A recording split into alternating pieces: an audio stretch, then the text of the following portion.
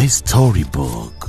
Wengi walidhani pengine kijana huyu anasumbuliwa na msongo wa mawazo, huku wengi wakienda mbali zaidi wakihoji juu ya utimamu wa afya yake, wakitumia ule useme wa wahenga kwamba cha maradhi kifo umumbua. Nikawa nimeshtuka, unajua umekonda sana. Nikasema antena inatembea yenyewe, kumbe ni wewe binadamu.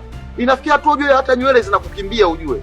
Hapa mbele umekuwa nywele zote zinahama zinakuja huko. Umekuwa kaa pasi. Ni Geoffrey Kamondo, kijana hodari alijizolea umaarufu mkubwa kwenye mitandao ya kijamii kutokana na uhodari wake wa kutengeneza furniture za majumbani. Kamondo Furniture ni uaminifu, na ukitoa oda yako inakuja kwa uhakika, vitu quality vyenye ubora na kwa uaminifu.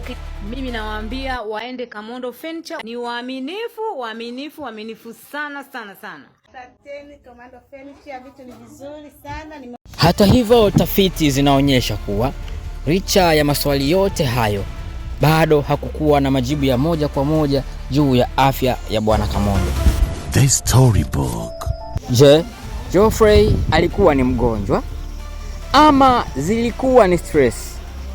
Na je, imekuwaje sasa kutoka kuwa yule Geoffrey kimbaumbau, Geoffrey asiyekuwa na nyama, mpaka kuitwa Geoffrey kibonge ama Geoffrey kidali kama ambavyo wengi hivi sasa wanapenda kumuita?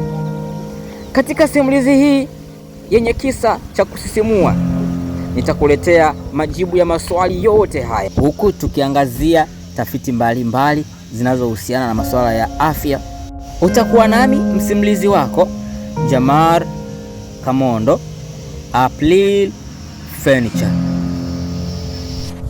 The Storybook.